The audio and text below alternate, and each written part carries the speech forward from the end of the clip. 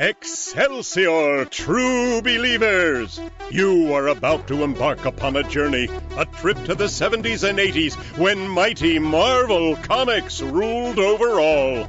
The Defenders, Doctor Strange, the Champions, Deathlock, the Submariner, the Incredible Hulk, Killraven, the Son of Satan, the Macabre Man-Thing, and all your other Bronze Age favorites every week appearing on Defenders Dialogue.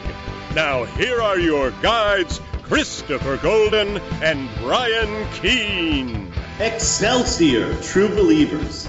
Excelsior indeed, and welcome back once again to Defenders Dialogue. I'm Brian Keene.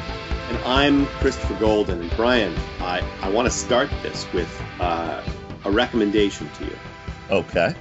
I got the collected version. I just started reading Volume 1 of Marvel's current series, Strange Academy. Right. Which is basically, it's the X-Men for magic. Right. I've seen the previews on Bleeding Cool and elsewhere. Yes. So the dean, the Dumbledore of the series, really, because Doctor Strange is sort of the founder of the school, but he's never around. The Dumbledore of the series is none other than Dr. Voodoo Jericho Drum. Right. It's set in New Orleans. It's really fun. Really fun. So I recommend it to you highly, and to our listeners. I'm really enjoying it, and you don't have to spend. You don't have to be part of the fabric of the current continuity of Marvel to read it and enjoy it because, of course, it takes place at this school. Right. So it's really quite good. On the other hand, we are both a little disappointed, and I have genuine tea today, by the way. I woke up late, so I'm not drinking iced tea yet. I'm just on regular morning tea. I have genuine coffee. I did not wake up late, but I slept terribly last night. It was my 12-year-old turned 13 this morning on the day that we're recording this. Oh, today. Yeah. So I slept at his mom's house last night on the air mattress so that I could, once he went to bed, I helped her blow up the balloons and decorate the house and all that. But I slept on the air mattress. And I got to tell you, Chris, as I continue putting together my application for Survivor and going through the process and, hoping to get called for casting, etc. One thing I'm going to add to my training is sleeping more on hard surfaces because, on that show, they sleep on bamboo like all the time. They don't have mattresses and shit out there. Mm-hmm, mm-hmm. And this air mattress just destroyed my back last night on my ex-wife's living room floor. So I'm just going to have to sleep on rocks and sleep on dirt and really get myself into shape. To prepare. Yeah. Yeah. Well, this is the thing. To me, if I'm the casting director of Survivor, I'm thinking, number one, you're too old for this shit. Number two, that makes good television. And number three, I feel like it's also, you're a character. And given, I don't mean just because, you're a character. I mean, you're a good character for them as this guy who's a horror grandmaster, comic book geek, has an audience of your own and is willing to let yourself look like Mandy Patinkin or even, dare I say, Uncle Jesse if it gets that far. And when I say Uncle Jesse, some people are going to think I mean John Stamos. No, Brian Keene will never look like John Stamos, folks. No. I'm talking about Uncle Jesse from the Dukes of Hazzard. Which Brian knew automatically. That was our. I think I'd be a good fit. I think I'd either be the very first one voted off the show, like NFL coach Jimmy Johnson was in his season, I don't think the first one voted off because I think you're too Machiavellian for that. Well, yeah, I think I'd go to the final three. I'm like a nice version of their most notorious villain ever, Russell Hantz. But I'm nice. I'm nice. But, I don't think I'm too old. I look at Rudy Bosch. He was 75 and competing. Several of the winners are in our age group. So I think it comes down to willpower. I feel like right, exactly. I feel like the the fire of your eternal burning resentment against people who might judge you otherwise is what would be your engine. The furnace. Well, that's exactly it. Exactly. Yeah, that's exactly it. You'd be like, fuck you if you think I can't do this. And that, that hatred is what would carry you through. Well, it would carry me through, and it would drive me to decimate all the other contestants. You'd watch the good guy become the villain over 12 episodes. Anyway, folks. Hang on a second. I feel like we're on the couch in couples counseling here, Brian. Go ahead. Yes. I was going to say we've already gone off on a tangent, but we want to talk today. It's going to be a one-off episode. We're going to talk about Marvel's Legion of Monsters, but we want to apologize. Last week we told you we'd be covering Marvel Premiere issue 28 and Marvel Preview issue 8. But Chris, what happened when we both sat down and read Marvel Preview? Well, I sat down yesterday to read Marvel Preview number 8, which is called Marvel Preview Presents the Legion of Monsters in big letters, with the same logo and everything. Only it turns out that the Legion of Monsters in this case is just a Hound of the Baskervilles riff, with Morbius wandering onto an English country estate of Michael Morbius's old friend, who turns out to be a werewolf killing, people on the moors. That's right. And nothing more. It's not a team up of any kind. So as much as I enjoyed reading it, and I did read it because, of course, it's a fun story with great artwork. It doesn't fit our remit here today, so we're not going to cover it. Yeah, instead we're going to focus on Marvel Premiere issue 28, The Legion of Monsters. Now, two of these characters you will already be familiar with if you're a regular listener to the show. Man-Thing, of course, who we just got done covering, and Ghost Rider, who featured in both the Champions and the Defenders.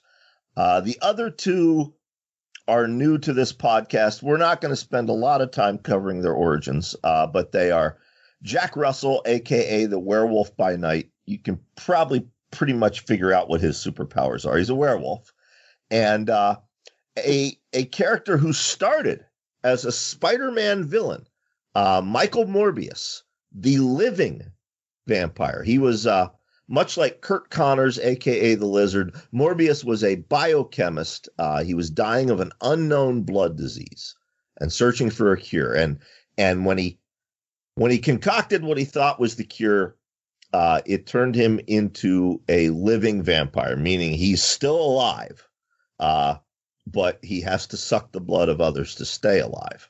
Now let's talk about this in a larger sense, and then we'll go through the story. Is that fair? Okay. Yeah, that's fair. Both you and I now, we neither one of us ended up wearing the T-shirt today, but we should send one another photos of ourselves wearing that T-shirt so we can post them. Exactly. Because we both have the T-shirt that has this cover. This cover. Now, I'm not going to say I don't enjoy reading this issue. I do enjoy reading it.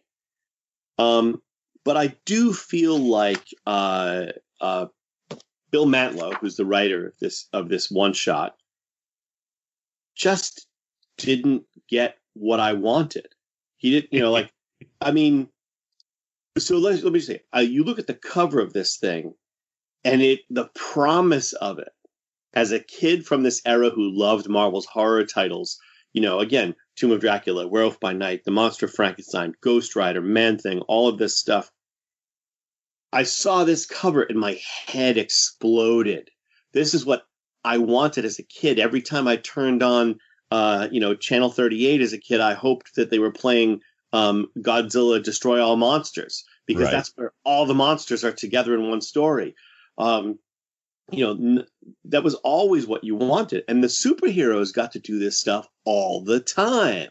There were super teams all the time. The Avengers, the Defenders, the Champions, everybody. Marvel Team Up was out there. Marvel 2-in-1. And I saw this. I was like, this is fantastic. Monsters. But the thing about all the monster titles in the Marvel Universe at this time, until later the werewolf became able to speak as a werewolf and teamed up with Iron Man, that was a whole other thing. They were horror comics. Yes, they were.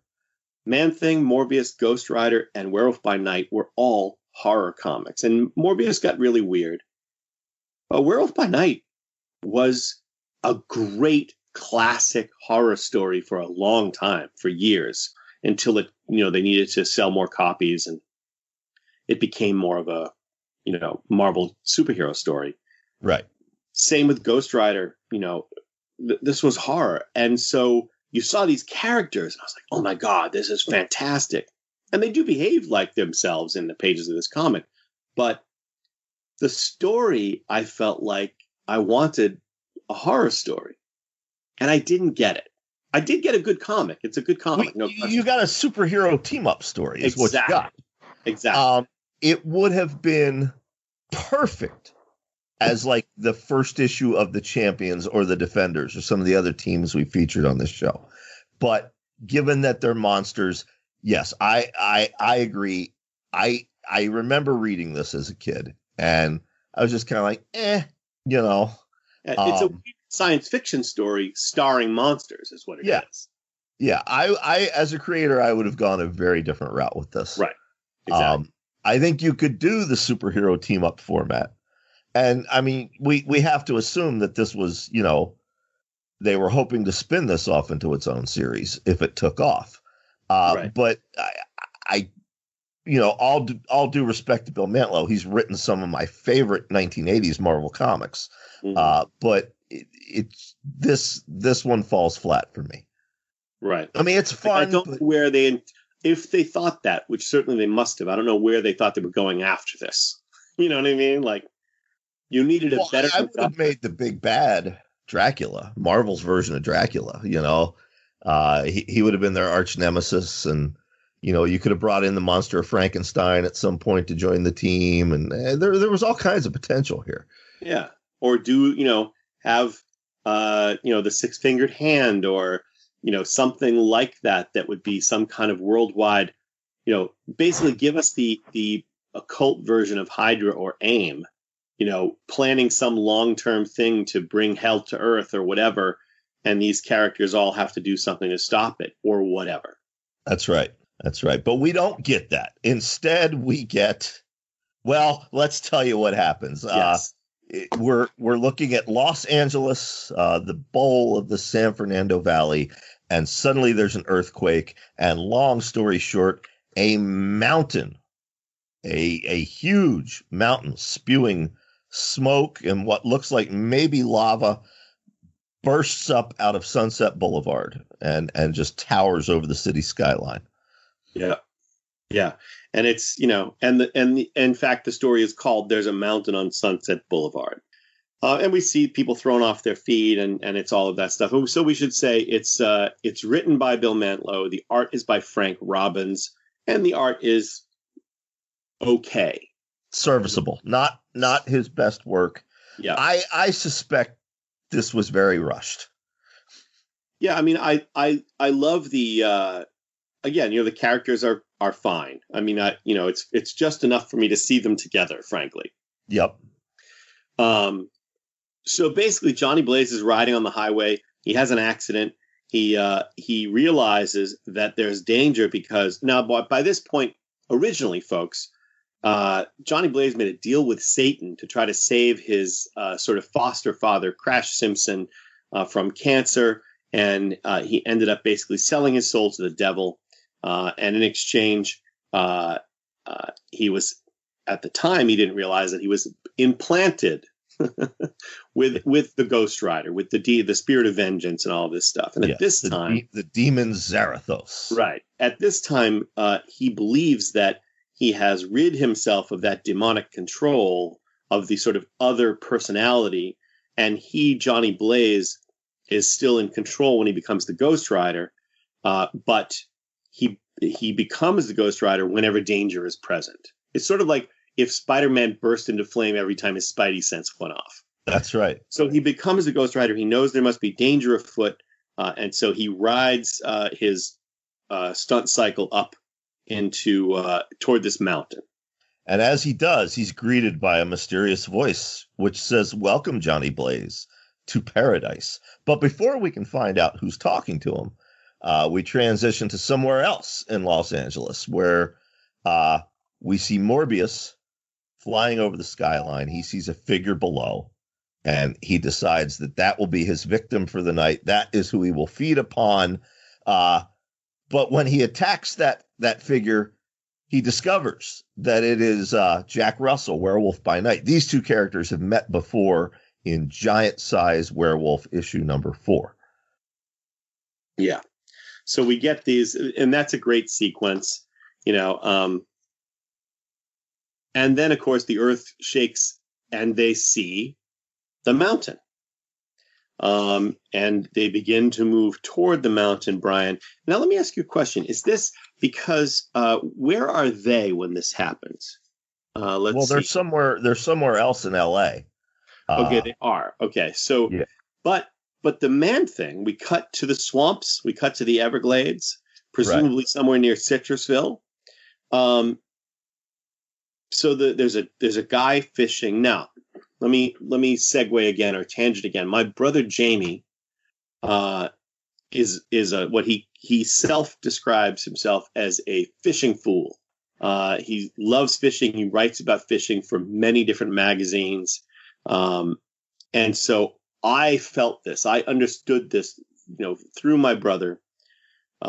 This guy is out fishing. He's in a little flatboat on the Everglades, and the Man-Thing bursts up out of nowhere while the guy is trying to land a big fish. Yeah, solidarity with this guy. I get it.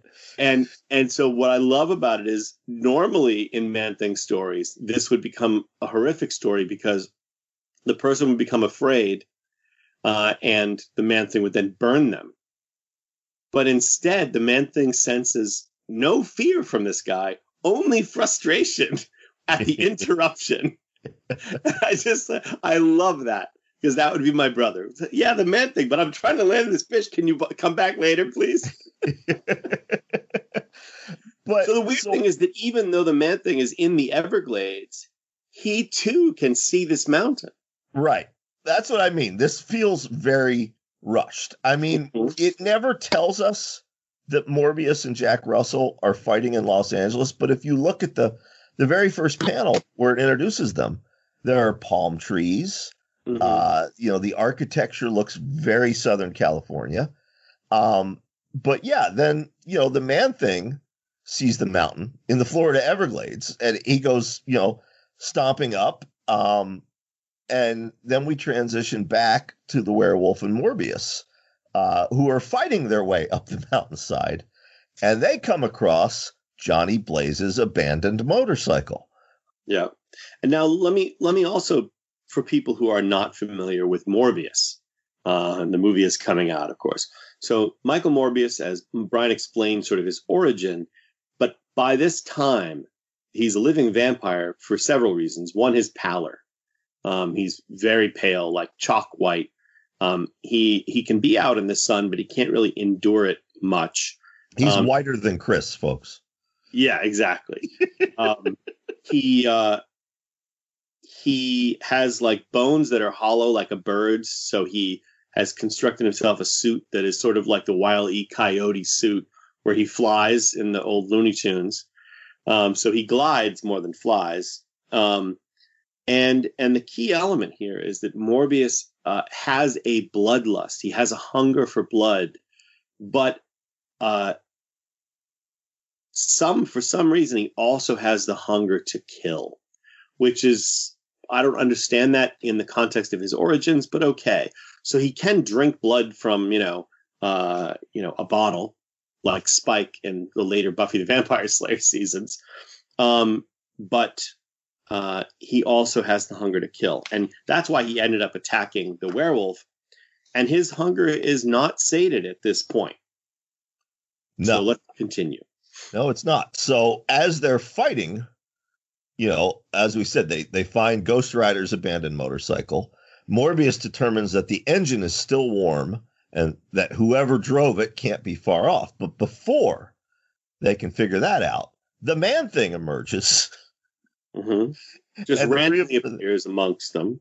Yeah, and then they are welcomed by this giant golden being on a golden horse.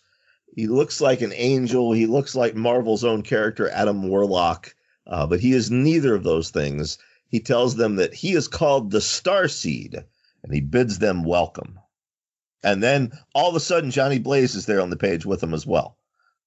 Well, Morbius did say he couldn't be far. So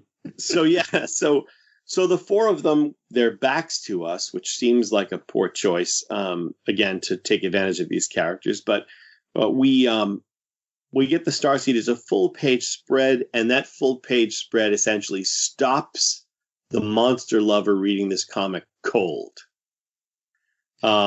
Because you thought this was going to be some kind of a horror story, and it turns out it's not. And then you get a lengthy, for a character who's never appeared before, you get a 2+ page, a 2.5 page explanation from the Starseed of who and what he is.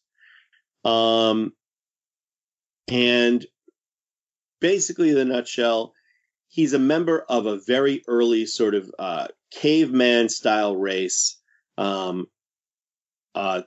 lived near this mountain once upon a time on Earth until these really funky-looking aliens showed up that looked like something out of Monsters, Inc. With their bizarre spaceship, and they zap some people, and basically they take, with some kind of pincers that come out of the spaceship, they carry off the mountain into space. Now, Brian, I want you to show this image when you do the YouTube of this podcast. Oh, I'm going to. It's all I can think of when I saw this image of the mountain being carried off into space. And with, I should say, the important element of that is with many of the people who lived on the mountain still in the caves, etc., on the mountain. Right. And understand, it's not caught in some kind of tractor beam. It's a flying disc, a traditional UFO with two little pincer arms, like a crab. Like ice tongs, carrying the mountain away. All I can think of is the classic issue of, I think it's Marvel Team Up, where Hercules chains himself to the island of Manhattan and is able to physically drag the island back to where it belongs, as if the author of that particular issue didn't realize that islands aren't free-floating pieces of land. They're not like ice floes, but made of rock, which is clearly the impression that the writer of that had, was that islands were free-floating pieces of land. I don't understand that at all. It's not the raft in the middle of the lake that you swim out to, as a chain that holds it to the bottom of the lake. It's a fucking island. And same thing with this, is that like how they managed to just pick up the mountain as if it had no connection to the earth below it. But in any case, yeah, Starseed says, "Hey, we're back now. We've spent the eons practicing interdimensional travel, and now we're back here on Earth." And basically everyone else died. Yeah, but he's not one of the aliens, folks. Just to be clear, he is the last surviving descendant of the people who were in the caves on that mountain when it was carried away by the aliens. And he has now become this great cosmically aware, cosmically gifted creature through all the eons in space. And he's returned the mountain to the place that it was taken from originally, which happens to be on Sunset Boulevard in Los Angeles. Right. And Johnny Blaze has a problem with this. He says that's just peachy, except for, one problem. You parked your mountain right in the middle of Los Angeles. Yeah. Which point, Morbius speaks up as well. And then again, I can't help but feel this was just slapped together in an hour. These characters are drawn standing shoulder to shoulder. But it isn't until Morbius speaks that Johnny Blaze is like, wait a minute. Who the heck are you guys? Where did you all come from? Right. Yeah, and who are you? Meaning the werewolf. Yeah. And the werewolf, of course, does what the werewolf does. He attacks the Starseed. He attacks this golden man on golden horseback. And then Morbius does the same. His bloodlust cries out, his thirst cries out for the blood of the golden one, which I took personally. And the Man-Thing is like, what the fuck? And he goes to touch Johnny Blaze. And I love this line. Johnny Blaze had still not seen the Man-Thing. And the Man-Thing is reaching for him. And Johnny Blaze, Ghost Rider, says, "What's that awful smell? Like a swamp or..." And then he turns around. Yeah, another one. And then we get a... Yeah. If young Brian had thought of it when he read this, I would have written in for a no prize, because the Ghost Rider comments that his Hellfire has no effect on the Man-Thing. Yet, just last episode, we saw that Thog's Hellfire did have an effect on the Man-Thing. So which is Bill Mantlo? Yeah. Yeah, which is it? I don't know. But Johnny Blaze's Hellfire tends to burn sort of the sins in people, right? It affects their soul. Yeah, that's true. The Man-Thing is really an innocent. That's what I would say. True. Yeah, see, you would have gotten the no prize, true believer. Yeah. So the Werewolf and Starseed are fighting. Johnny hops on his motorcycle, veering off course to avoid hitting them both. And Starseed, he's offended. He doesn't understand why the werewolf's coming after him. He doesn't understand why Morbius joins the fray. And Johnny Blaze, perhaps speaking for Chris and myself, doesn't understand either, and he's had enough of this nonsense. Yeah. I do like Morbius's line here, though, when Starseed says, "Why are you doing this?" And Morbius says, and again, I think this is the point of the story, right? Because we are cursed to walk the earth as freaks and monsters, while you, in your absence from humanity, have managed to attain perfection. For reminding us of what we might have been, you will die beneath our fangs. Yeah. Which causes Ghost Rider to attack Morbius and the werewolf. So now, in true Bronze Age Marvel Comics fashion, it's the first issue, the first time many of these characters are meeting. They have to fight each other as well. Exactly. Exactly, which we've seen already. Morbius fought the werewolf by night. Morbius is now fighting Ghost Rider. Man-Thing is just observing because he's Man-Thing. That's kind of what he does. That's his shtick. So there's a fight now. The werewolf did bite Starseed. Yes. He's been hurt. He's in pain, Brian. Starseed is in pain. He's never felt pain before. He doesn't know what it is, and it scares him.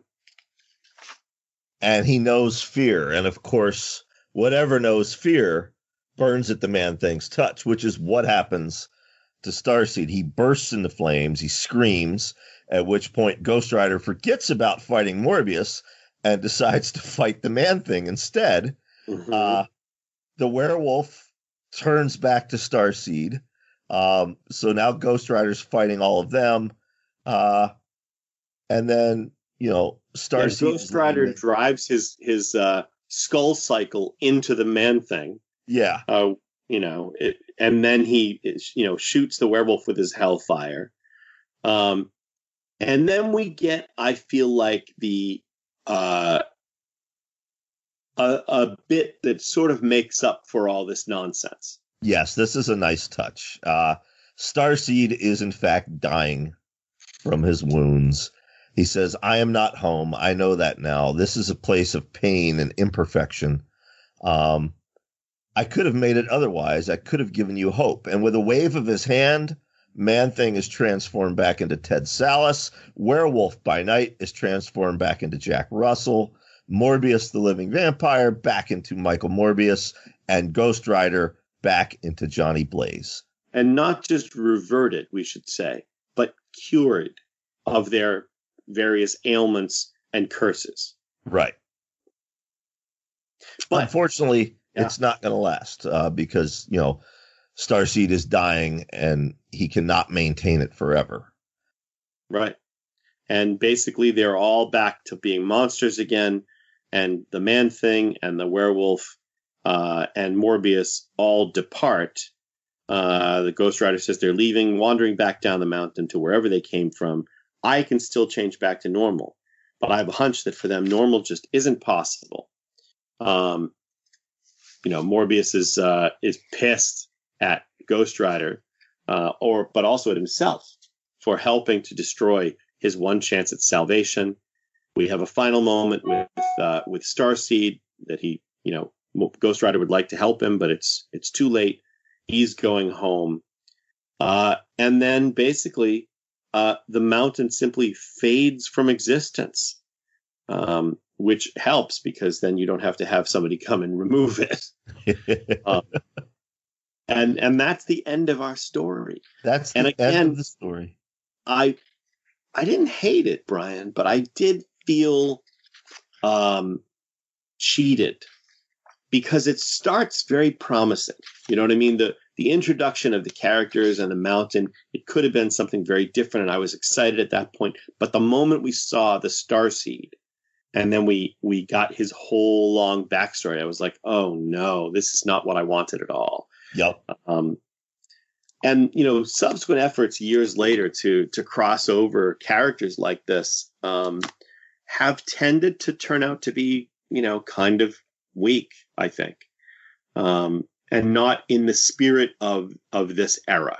I think the potential is there, but I don't know that Marvel will have me writing for them anytime again soon. Well, I think it's I'm not the one to do it. That, so often, much like the films, and I'm curious to see what's going to happen now in the wake of WandaVision, but much like the films, so often modern Marvel Comics run away from the horror aspects of its horror characters. Yes. So like Dracula in modern Marvel Comics is not the horrific Dracula.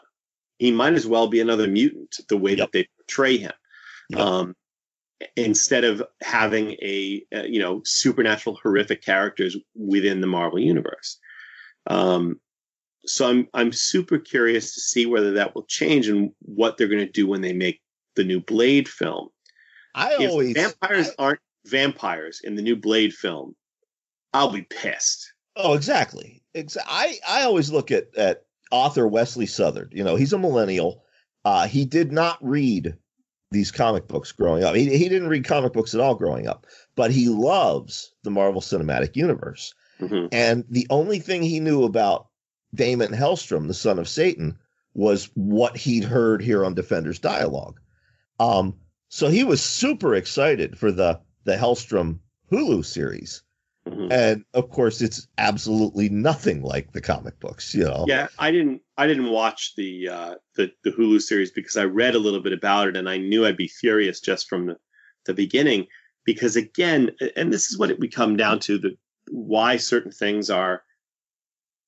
I love certain things and don't love other things. Because I'm totally fine with you updating and changing things and making them more accessible to a modern audience. But you need to base that update on why the character was popular to begin with. Exactly. What did people like about that character? It isn't, if you're going to just reinvent it completely and ignore the things people liked about the character, why even call it what you're calling it? And again, we got back to this. I've been surprised and curious at the responses of people who are not Zack Snyder bros to the new Justice League, which I have not watched yet. It just debuted yesterday, because I really despised both Man of Steel and Batman vs. Superman, although both contain great elements. I think that both of those movies reflect a lack of understanding. Like, basically, I guess the way I put it was, the things that Zack Snyder loves about those characters or the way in which he understands those characters is the polar opposite of the way that I understand those characters. I feel the same way. That I haven't watched a DC movie since Man of Steel. I was in New York at a DC creative conference, and they showed Man of Steel for everybody from DC Comics, all the freelancers that were in town. And it was a fun experience to watch it with other DC Comics people. I was a little bummed out that I tried to maneuver to where I could sit behind notorious scumbag editor Eddie Berganza, who was still with the company at the time, because I wanted to like dump my soda on his head. But, you know, I think Keith Giffen knew what I was up to, and he sat me elsewhere. But I enjoyed the experience of watching it, but I did not enjoy the film. And I haven't. It's nothing against Zack Snyder. I like some of Zack Snyder's movies. His vision for the DC universe is not what I want to see. That being said, you know, I'm far from being a Snyder brony. I give two shits about the Snyder Cut, but I am, as a creator, really glad that he got to see this vision to fruition, because you and I both know that rarely happens. Yeah, absolutely. I mean, you know, I understand what you're saying with that, and I'm all for that, and I probably will eventually watch it. But if I do, it's going to be because I'm so surprised that I'm seeing positive responses from people who aren't part of that. Right. So I'm curious. But in any case, back to what we're talking about these horror characters. This issue from this era promises what I was hoping for, but delivers something else, which is what my complaint is about some of the, like you were talking about the Hellstrom on Hulu. Very, very interesting. Now, Brian, I also want to say, I saved this for the end. I have a tragedy to report, which the other day, cleaning my office, which is the mistake that happens all the time. I did break my Patsy Walker Hellcat bust that was on my bookshelf here, and replacing it is quite expensive. And so I think if I'm going to spend all that money, I might have to instead invest in a full-size Patsy Walker Hellcat statue. And now I'm in the market, and I'm very upset. I only have one of those. I have a John Constantine statue, bust. Yeah. Couldn't you super glue it? Or is it beyond super glue? My wife Connie does have a hot glue gun, and I think I'm going to try to get her to start repairing it, but I'm just upset because of other damage it sustained. So I think for the moment, she did offer to repair it. I think I'm going to take her up on that offer, gratefully, and do that, but it won't be quite the same. Well, because you understand, I had it on my shelf of Defenders characters. Yeah. I have busts of Nighthawk and the Son of Satan and two different versions of the Black Knight. And I think I have, then I have my Champion shelf, which unfortunately at this point only has Black Widow and Hercules. But, I'm getting there.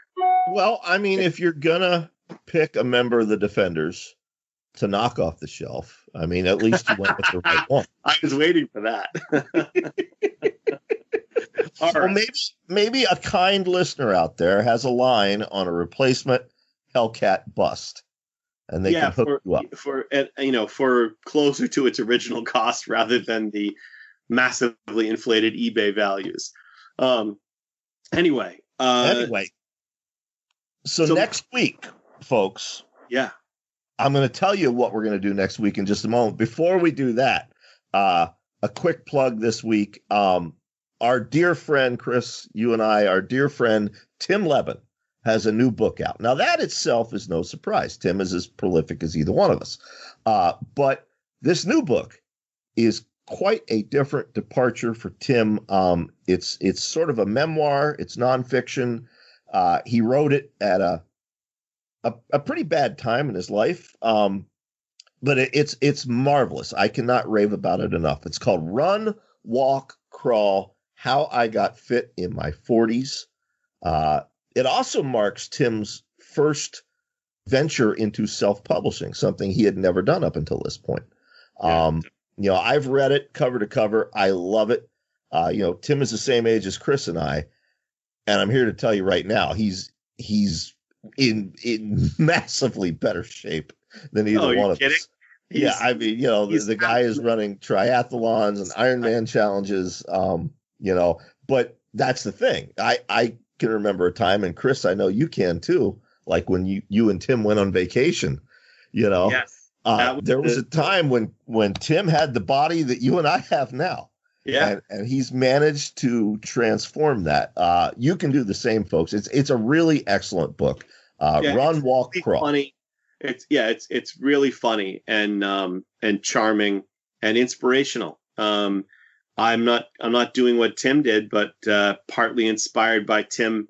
The last 3 weeks or so, I think I've missed 2 days of exercise. I'm actually back, knock on wood. I'm exercising regularly for the first time in a long time, and I feel better because of it.